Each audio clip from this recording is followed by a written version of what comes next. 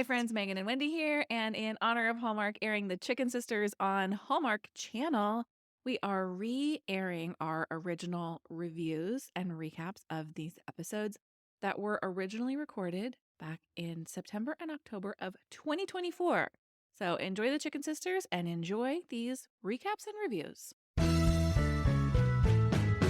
This is a Bramble Jam podcast.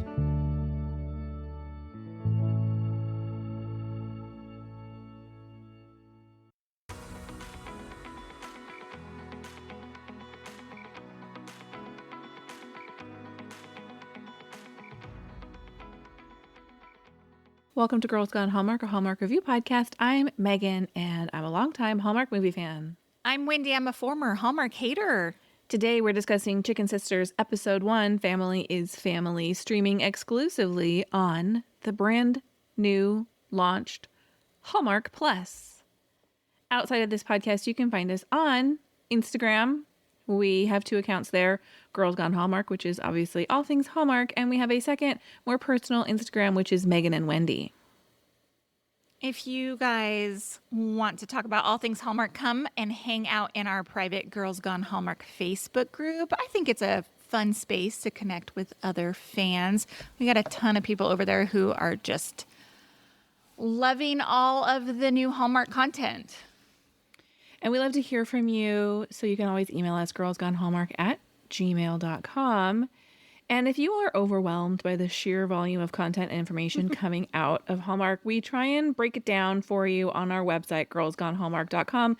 It's not only Hallmark news, but there's a lot of fun things over there. If you want a roundup of Hallmark movies set in Ireland or Hawaii or along a specific trope, or a Hallmark summer movies checklist, we've got all of those things and more to come. Even some fun printables and games. So check out girlsgonehallmark.com. Hey, Megan. Hey, Wendy. Let's talk about how Hallmark Channel reposted your video from the other day. It's a real highlight of my Hallmark content creating career, I have to say. Sure. I need to tell the people that even though it was my face on the video, Wendy was like, hey, make a video and discuss these things. So Wendy gave me the outline and I just put it in. This was a real team effort. I really appreciate it. Everything you talked about. Well, I have to say, it was super exciting to see. I was so excited. You made a great video, and I was happy to see them share it.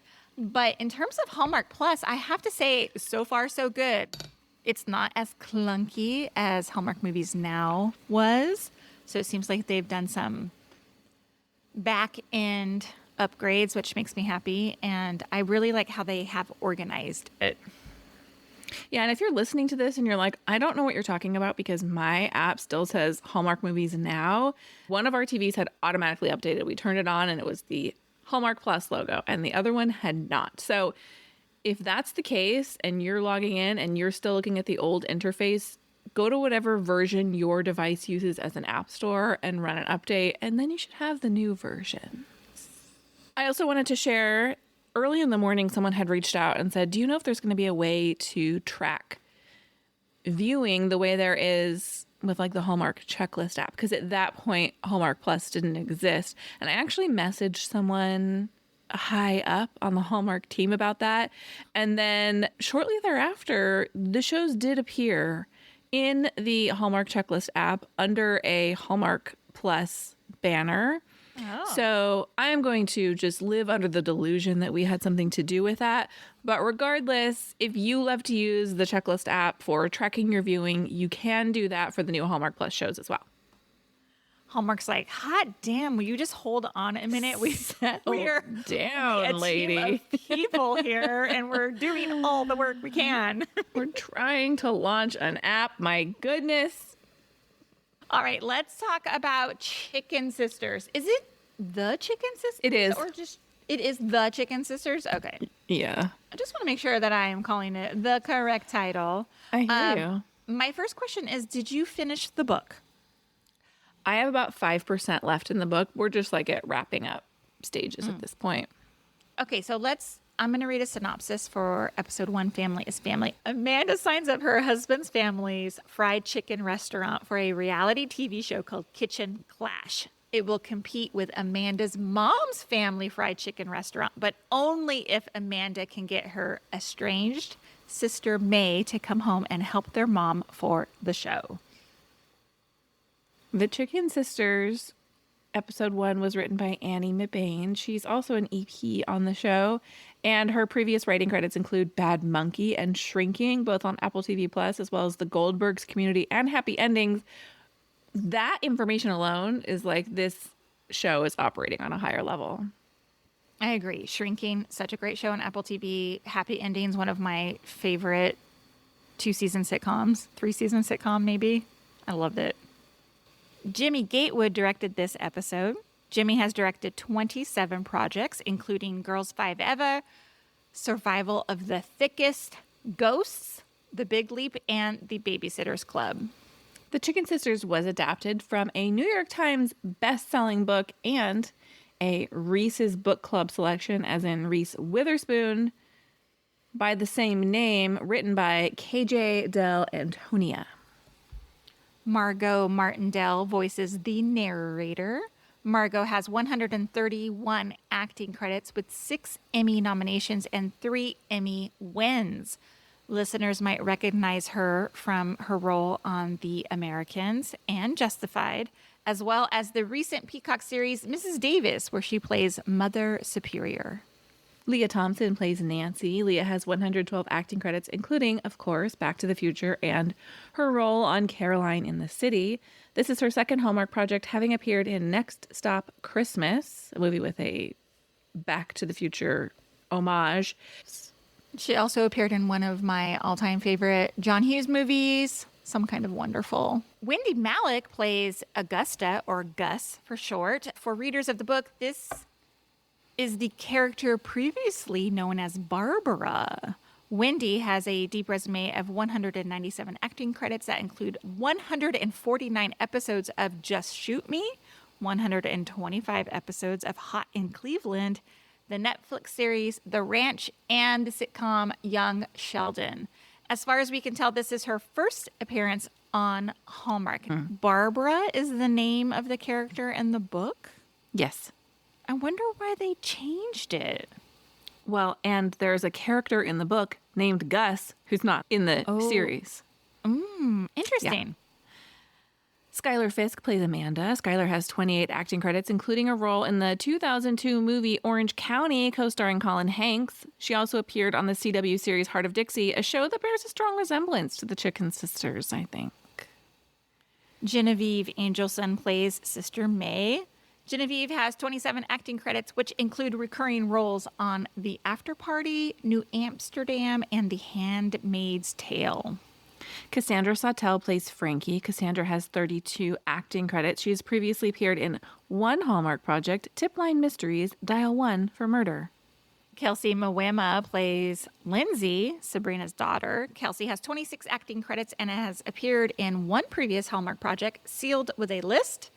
Her other acting credits include Life with the Walter Boys, Totally Killer, The Babysitter's Club, and all 3 movies in the To All the Boys I Have Loved Before series.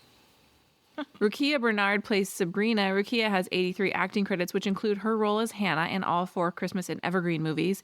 She also appeared in 11 episodes of Yellow Jackets, and what little I know about that series makes me seriously concerned for the fate of her character after season 2, episode 1, where she no longer appears. I gotta tell you, I'm so happy to see her in this. Me too. She hasn't been in a ton on Hallmark lately. She's been working a lot, but not a lot on Hallmark. Let's take a quick break and we'll come right back with more Chicken Sisters.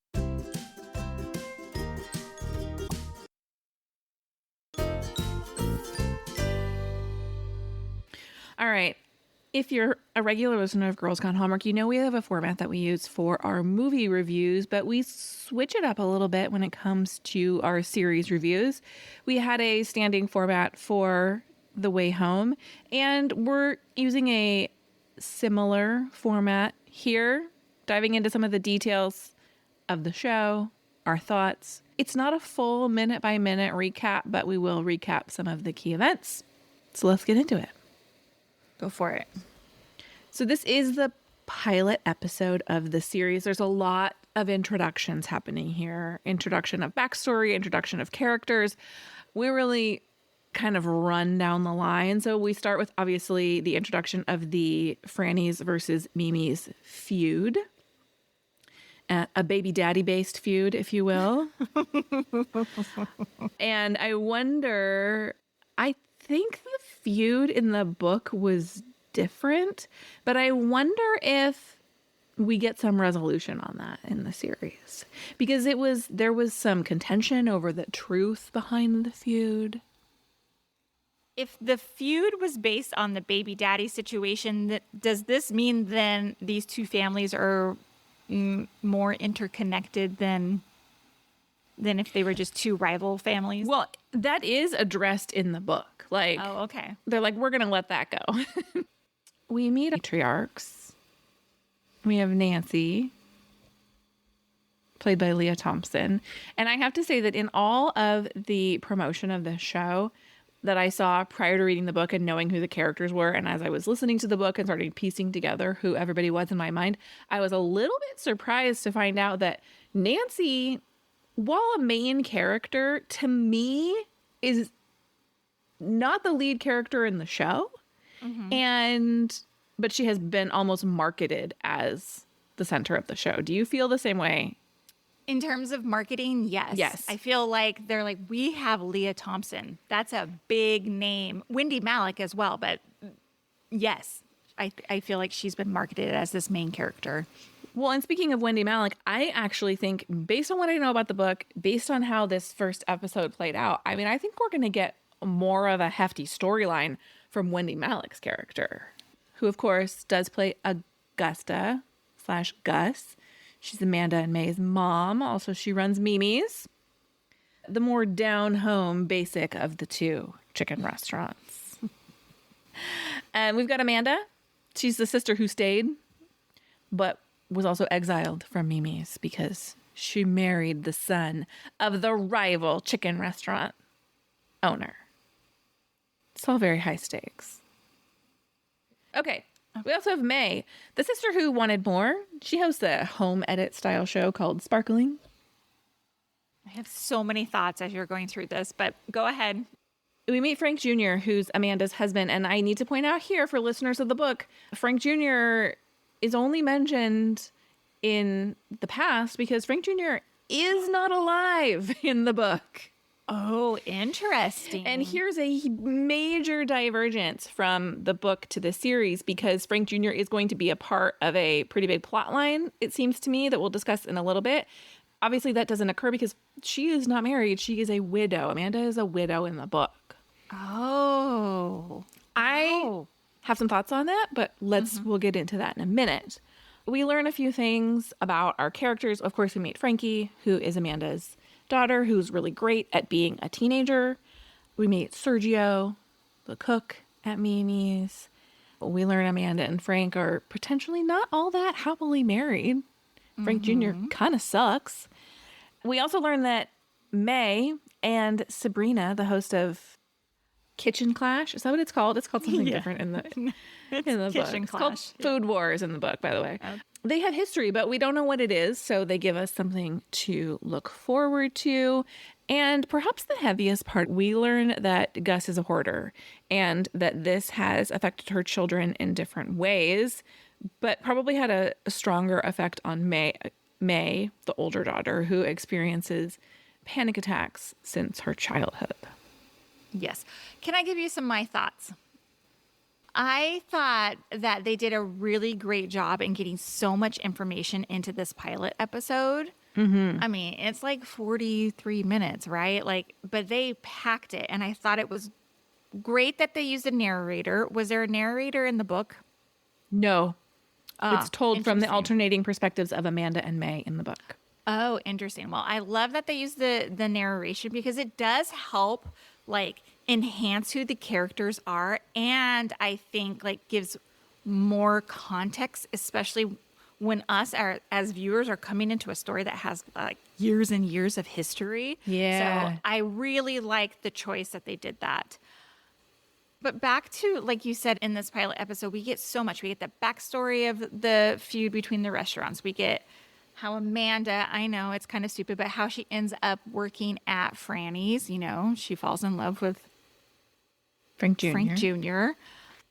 We get that we have an understanding that Amanda feels isolated and unfulfilled in her life, which to me, I was like, oh, now we're going somewhere. Mm-hmm. You just mentioned about how May has panic attacks and is like dealing with childhood trauma from her mom's hoarding situation. Like, these are like topics not commonly seen on Hallmark. And No. I really like it. I feel like there's a lot to unpack with this story of these two families, and especially like Gus and the daughters and whatever.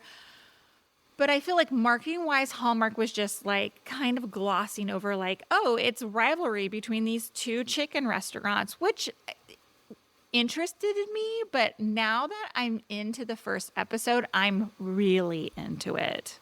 It's definitely a character-driven show. Yeah, and I like it. I like it. I thought we might get sort of like how we've seen in Hallmark movies. We've seen like, you know, rival bakers, pie makers, whatever. Yeah, this is head and shoulders above any of that. I absolutely agree. And we have been talking a lot about quality versus quantity on Hallmark lately. And I feel like this is A+ quality. This is on par with The Way Home. Different story, but on par with quality-wise. Yeah, I'm right there with you. Let's dive into our thoughts on some of the characters. Can I tell you who stands out to me the most watching this first episode in terms of spot on casting? And it's Wendy Malick as Gus. First of all, I think top to bottom, the casting was really well done. And I say this as a person who just read the book. So I had visions of these characters in my head, and seeing them come to life on screen in my mind, I'm like, that's exactly who it should be. Now, of course, I knew the casting of this series before reading the book, but I didn't know every single character. And watching the way they bring these characters to life, I think Wendy Malick, though, is running away with it. I just love her as the hard to love Gus. Yeah, very similar to Dale. Yes. Not Dale. Dell. Oh, Dell. Forgot her name when you said that. Yes, it is Dell. This character of Gus, I'm afraid of her a little bit. Wendy Malick plays this character so perfectly intimidating with that nasty mean streak, but I'm into it. Like, I want to know, why is she so angry? Well, and I think we know a little bit, right? And we know that she has a hoarding problem. And so that probably, I would imagine that's something she carries shame about. I would imagine that's something she feels very protective of. That's information that she doesn't want people to know about. And so I think she, for that reason, puts up a wall. They're also hinting at something else going on with her that I suspect has something to do with why she's challenging. But these do not seem to be new developments with her. I mean, you see young May and young Amanda, and she's angry even when they're children. So yes, what happened to make her that way? Now, going back to what you said, what hints are they hinting at? What did I miss? I mean, she was fooling around with that dude in the refrigerator, but other than that, I don't think they were fooling around. Now, maybe that's the image that they gave you. And of course, I have information from the book, but I did not get the impression that they were getting freaky in the Oh, I got the freeze. impression they were fooling around in the deep freeze. I could be wrong. Interest is I actually think that guy has a husband on the show. Oh. I don't think we've fully met their characters, but you know the guy that runs the coffee shop? Yes, the guy from Ride. Jake Yes. Foy from Ride. Yeah. Yeah, and just quick little aside, we did not run through every single character because there are a lot of them. We will have additional news and notes coming in future episodes for those who are completionists. But I do believe, I think that's his husband. Interesting. Now that I think about it, was he standing behind the counter with him? The guy that was in the deep freeze with Gus? Yeah, I thought I saw him in the coffee shop. He was. You are. I'll pay closer attention. What other characters stood out to you? Well, Amanda, I really like when Hallmark gives us characters that have a lot of depth and who are very relatable. And I feel like Amanda is in this kind of transition in her life. She's not super happy at home. Her teenage daughter is challenging. She misses the earlier ages of her daughter. She wants to know what's next. And I feel it's very relatable. It's very interesting to me. Mm-hmm. Another character that stood out to me is the character of Frank Jr. And I just want to say he sucks. Frank Jr. does suck. He sucks so much. He's so unlikable. Obviously, that's the point. I want to bring it on home in our next segment, but well done on the part of that actor, really sending it through. Like, Really making you hate him. unlikability is spot on. Yeah, I agree. One more thought. Nancy, Frank Jr.'s mom, I actually feel real sad for her. I am rooting for a romantic storyline for her. I just feel like if this show is going to have any sort of romantic storyline, who are they going to give it to? It has to be Nancy. Well, I don't even say it. It is a red flag warning over here. It better not be between Amanda and Sergio. can we move on to some additional thoughts we have? Sure. When I saw the way Sergio was looking at her, now knowing from the book, she is widowed. She is available. She does have a love interest by a different name who perhaps plays the same role in the restaurant. So when I see them have this intimate moment where he's sharing food with her and watching her walk away, I'm like, hold on. This woman is married with a child, happily married, no. But she seems to still very much want to find happiness with Frank Jr. While she may be disillusioned with the path of her life, I don't think she's one foot out the door. I think she's unhappy with the lot that she's been given, but yeah. So I am all caps nervous about this storyline. Me too. And I can understand her because they set that scene up. She comes home with dinner and he's like, is that what you brought home? And, she wants to have like sexy time with him. And he's like, I'm going to bed or whatever. So to be seen by another man, of course, like, yes, but if your needs aren't being met at home, you're going to find someone who meets your needs. What are we doing here? I mean, it happens in all kinds of entertainment. It happens in real life. So like, am I going to sit here and grab my pearls and be like, oh my God, they're going to get together and she's married? I don't know what they're going to do. I'm excited to see how it plays out, but I'm like, I can't believe we're going down this road. I don't know what they're going to do either. And it could just be a very nice way to add a ton of conflict on screen with these characters. I'm really excited about the introduction of the character Lindsay. This is not a character that existed in the book. Lindsay is Sabrina's daughter. This gives Frankie, Amanda's daughter, a counterpart. Look, if you're going to turn a book into an 8-episode series, you're going to have to flesh things out a little bit more. And so I like the elevation of Frankie. I like the introduction of Lindsay as an unlikely friend. Yeah, and especially like opposites too. Yeah. Well, and not total opposites, just opposites from like where they come from. Yeah, opposite experiences. Yeah, I like that too. I mean, the gal that played Frankie, whoa. I was like, are they living in my home right now? Yeah, nailed it. Nailed the teenagers. Totally. Let's talk about your questions. Okay. I'm curious, in the book, do they go into depth about the childhood of May and Amanda? And There is one kind of extended scene in the book that sets up a little bit more of the rivalry and why her mom was so protective of Mimi's.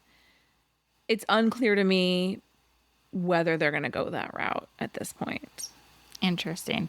And then my other question is, why do you think they didn't make Amanda a widow in the show? I think it makes it more interesting. There's more conflict. They're, I think, doing a nice job of setting herself up as someone who's struggling with her place in life. And I think that's going to include struggling with her marriage and the state of it, either finding her way back or finding her way out. I just think it sets us up for some more choices. Do you think this is going to be beyond 8 episodes? Will it come back for a season 2? Oh, I do. I think the way that the book ends, again, some divergence there, sets it up for the ability to continue. Got it. Okay, those are my questions. All right, let's talk some Cluckworthy moments. Some moments that we loved. There were some great one-liners in this episode, that things I've never heard on Hallmark before, ever. If I may, quote, white trash. Never heard that on Hallmark before. Ovulating. Never heard that on Hallmark before. Wouldn't kick him out of bed. Never heard that before. And 2 more. Pissed. Never heard the word pissed. Really? On Hallmark episode. Never. And finally, the one that actually made me LOL was when Amanda asks Nancy, is that a push-up bra you're wearing? I couldn't believe it, but loved it. Like you, I have some great lines that I loved. The writing was spot on. The line when she's talking about writing into kitchen class and they're like, on TV, she goes, it's technically streaming. Loved it. Oh, yes, that was great. That was great. Amanda talking about wanting a baby, and Frank Jr.'s like, I already gave you one. And she's like, but she's old and mean now. Parent of a teenager right here. I can fully relate. I loved her interaction with Frankie. First, she walks in and she like tries to see what's on her computer. She's like, it's weird perverted stuff. That's excellent. And then as Amanda leaves, she's like, whatever, just do whatever you want. And Frankie's like, you should write a parenting book. Yes. So good. When she's meeting with the execs from Sparkling and they're talking about advertisers and they're like, you kind of have an anti-stuff attitude and we have advertisers who sell stuff. I just love the cadence. And finally, when Amanda is scrolling on her phone in bed and she opens an ad and the music blares from her phone, who among us has not done that as their partner is asleep in bed and you shove it under the covers? So good. Yep. Hey, did you also notice that she was actually looking at Instagram? Yes. Yeah. I like it that it wasn't some fake app that she was looking at. Forgive the puns, but we like to call it a character every single week who really brings it. And it will be no surprise that my feathered friend of the week is going to be Gus/Wendy Malick, who is bringing the drama in episode 1. Who is it for you? I think it is, oh God, I don't know. Oh, I think it is Frankie, played by Cassandra Sawtelle. I thought she played a perfect teenager. Truly. I agree. Was running through the bios of these actors to prepare for this episode. And of course we have the narrator, Margot Martindale. We have Leah Thompson. We have Wendy Malick. But beyond that, the rest of our supporting cast, not Rukia. Rukia is pretty solid, but they're new-ish. And I just am like, please let this be such a vehicle for these actors because I think they're all in such great roles.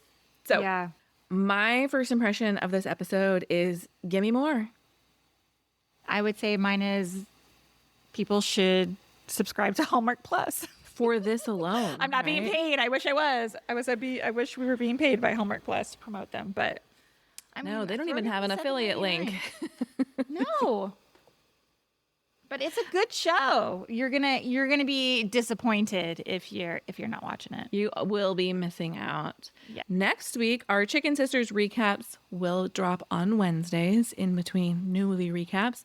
And speaking of Hallmark Plus, we are going to be reviewing some new collections like the Jane Mysteries and Love on the Danube. So keep your eyes out for those in your podcast feed. Thank you for listening to this episode of Girls Gone Hallmark.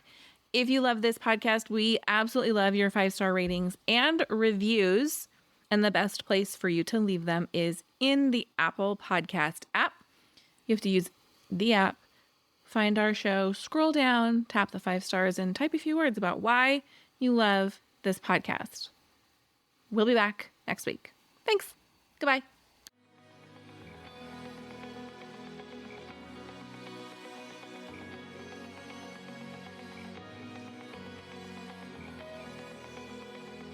All right, friends, before we go, just a quick heads up.